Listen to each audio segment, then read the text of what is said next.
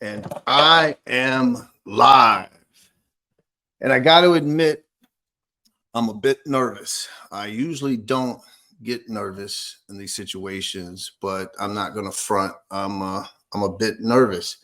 And I got to tell everybody out there right off the bat that I'm likely never going to pre-announce an announcement again. And I'll tell you why. And I'm not pointing the fingers at anybody. I'm not blaming anyone. It is this phenomena of social media, the beast itself, especially on X, formerly known as Twitter. I say a few days ago, I'm announced this big news if everything works out. And then someone says it's massive news.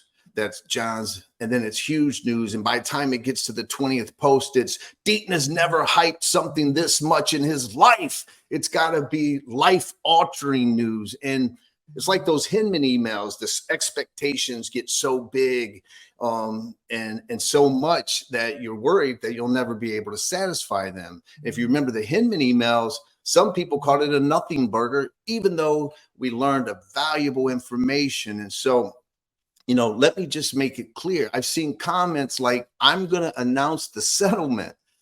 I don't work for Ripple. I don't work at the SEC. I've always told you I don't have that kind of empower, that influence. I don't know whether to be flattered or concerned. I can't do that. I can't make XRP go to $10. If I could, I would. Trust me. And so I normally don't give a shit what people think of me or what they say. If you know me, you know that. But I care what a lot of you think. And I care because you have supported me from the beginning. And you've shown me so much love and defended me and put your trust in me. And we don't give trust that much nowadays to people. And credibility is earned over time. And it can be lost quick. And so I'll be honest, I've been in fear for the last 24 hours, especially, that I'm going to disappoint people that I do care about. So I don't have one announcement to make. I have three that I'm going to try to make, or I'm going to make. And I'm hoping cumulatively that they satisfy these expectations that have been out there. Okay, let's get to the first. Oh, let me first say I've seen some incredible guesses of what I was going to do. My favorite, sorry, I'm not dropping a rap album today at the age of 55. Although if I did, it wouldn't be a comeback because I've been here for years. And maybe some of you will know what I'm talking about. So here we are. Announcement number one. Okay. If you were to take a poll right now of the most talked about person within the XRP community, it's not John DEATON. It's not Digital Asset Investor. It's not BitBoy or Ben Armstrong. It would be a fella by the name of Steve Nayeroff, an attorney.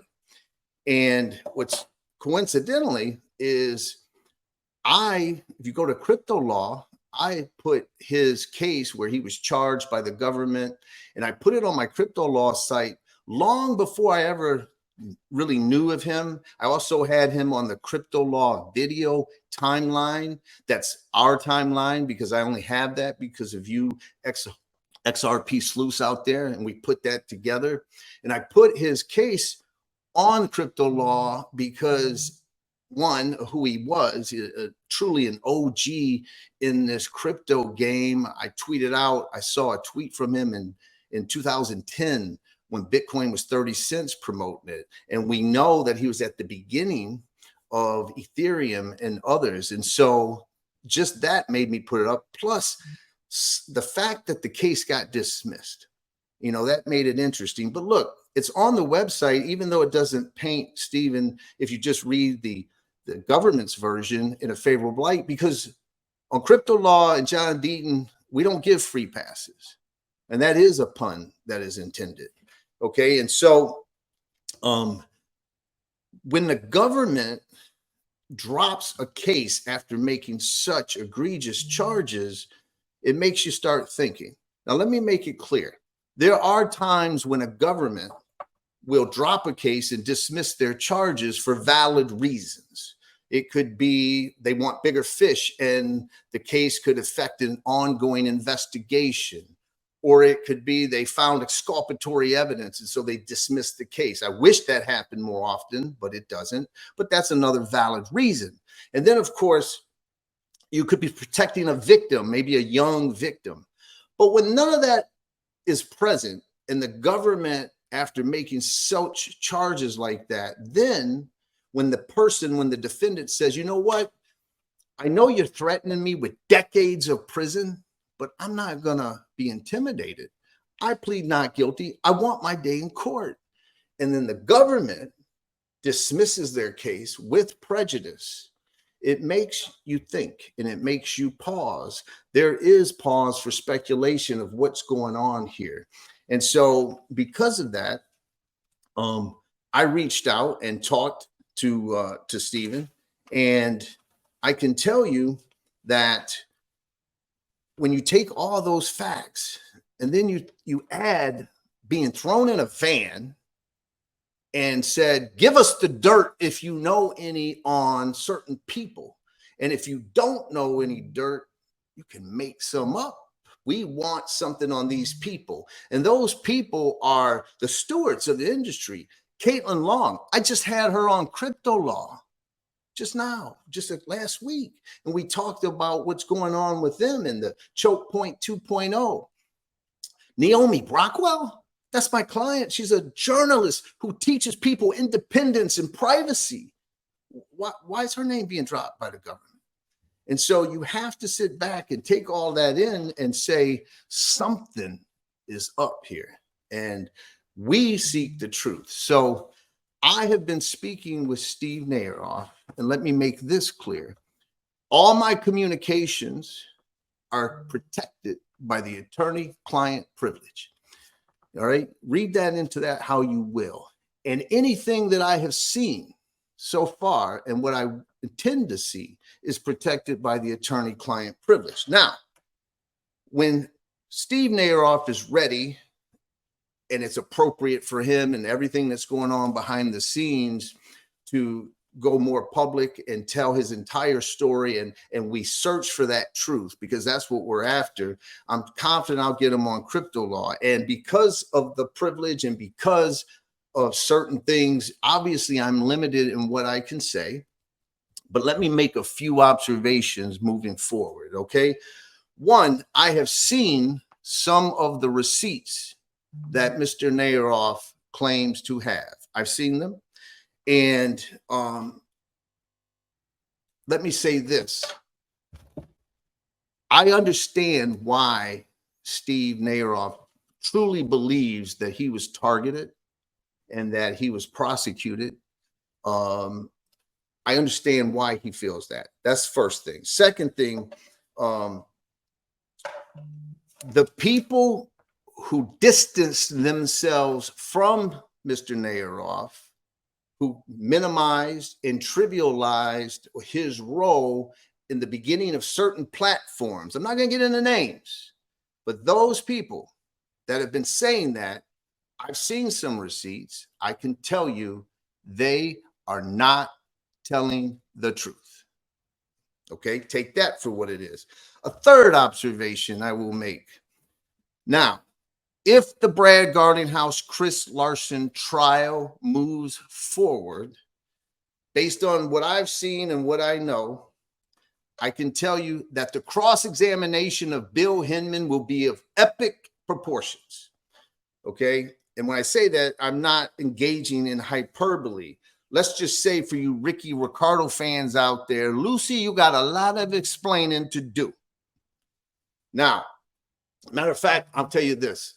To Brad and Chris, I've done all I've done so far for free. I'll offer my services. I'm a trial attorney. I'll come in. I'll cross-examine Billy Boy myself free of charge. My final comment as we move forward, when I first started this, I was asked a question. John, do you think that this regulatory capture that I can tell you for sure has happened, are people going to be held accountable and is the truth going to come out? And my answer was, I can't tell you whether people are going to be held accountable, because what's that mean? That's a relative term. You might think someone deserves to be in prison and they get disbarred and a slap on the fine and probation. So maybe the statute of limitations runs and you can never bring charges. I said, I can't say that. I don't know. Time will tell. But what I did say is the truth will come out. And we're getting closer as each day passes to that truth coming out. Imagine, let me tell you something about the truth. Imagine a dark, dark room where it's pitch black, but the sun is out beaming. It's going to find its way through the cracks. If it's a pigeonhole in a doorknob, the truth will come through. And we will eventually get to that truth. And I can tell you, even though I'm limited in what I can say right now, that we're inching closer and closer to that truth. It will come out. I can tell you, without disclosing too much, that certain people out there, like Boring Sleuth and Mr. Huber, keep doing what you're doing, people, okay? Because we're getting closer, all right? So that's announcement number one. Announcement number two is about my t-shirt, Spin the Bits. When I started this and trying to do the amicus brief, I started looking for, is there a company out there that's got nothing to do with Ripple that is building on the XRP ledger? And are they doing it on their own with no technical assistance, no money, nothing? Preferably, Brad Garlinghouse has never heard of the company. And I found Jay Campbell of Spin the Bits and this payment app. And I've watched him, and they filed an amicus brief, and I've talked to him. And on XRP Vegas on stage, I introduced him. I said, he doesn't matter who Satoshi Nakamoto was. What matters is who Satoshi Nakamoto today. And I said, Jay Campbell is that. He's going to fulfill that vision of Satoshi Nakamoto. And I said on stage that I was begging, right, Jay, to let me become involved. And let me tell you, in the last 3 years, I've been approached by multiple projects. John, just sponsor this. You get 1 million coins. John, just do this. Here's $100,000. John, will you just endorse this or be a part of us? And I turned it all down. And instead, I've asked Jay to let me become an angel investor or part investor in Spin the Bits, and he's agreed it. So now I am part of Spin the Bits. All right, I'm not just an XRP holder. I'm going to be part of helping develop Spin the Bits on the XRP ledger and moving forward. Call me the chief legal advisor if you want. So that's exciting for me. Just so before you clowns out there start saying, asking for something, we're not asking for a dime. We're not doing a crowd sale. We're not asking for investors. I'm just letting you know how exciting it is for me to be a part of Spin the Bits as we move forward. And if I'm involved in it and Jay Campbell's involved in it, I can guarantee you it's going to be successful. Now, the third announcement, I'm hoping cumulatively it has an impact. The third announcement is very close. People say their life's work. This really is my life's work. In March of 2020, long before I was involved in any of this stuff, I began writing a memoir, and I called it Food Stamp Warrior. All right. And it was because my mom died. And it's taken 4 years to get to the point where it's out today. And I didn't think it was going to take 4 years to do it. But then again, I got sidetracked. In addition to my full job, I got involved in this world of securities laws and crypto. And while I was writing this book, I debated many, many times whether to publish it. And if you read it, you'll truly understand why I debated and why it was such an internal struggle, whether or not to disclose and share with the world. And I guarantee you, because listen, the book has poverty, violence, drugs, addiction, sex, severe abuse, and race. All the things that we're not supposed to talk about today, I talk about and I address in this book. And I know there's going to be people that read it. They're going to say, whoa, man, you shouldn't have said all that. You shouldn't have shared all that. That's too much. I haven't listened to those people all my life. And the reason I ultimately decided to share it was because of many of you people out there.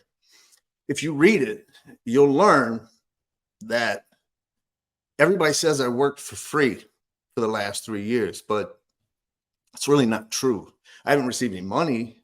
I haven't received any crypto or any of that. And I spent my own money. But what you'll learn is that many of you who believed in me and joined me when I did what I did, you inspired me and you lifted me up. And quite honestly, one of the worst times of my life. And so I thought about it and I said, you know, even though my life experiences, if you read about it, are extreme and severe, that you don't have to have those experiences. We all, every single one of us, carry burdens around. We carry it with us every day and we face obstacles. And this book, I'm telling you, will prove to you that you can overcome those obstacles and you can overcome those burdens, no matter if they're life imposed or self-imposed. You can do it. And because you're going to face life's greatest adversary, yourself, just like I did. And you overcome it by never giving up, no matter what the odds are. And you keep fighting every day and you fight for the life you deserve. And so I'm hoping by releasing this and sharing it with you, and you'll know what I mean when you read it, if you read it, that maybe it'll help somebody out there in some small way. With that, I hope cumulatively I've met most of your expectations. Sorry, I can't say the case settled, but listen, for those that have supported me, I love you, absolutely. And I'm looking forward to seeing some of you next week. God bless.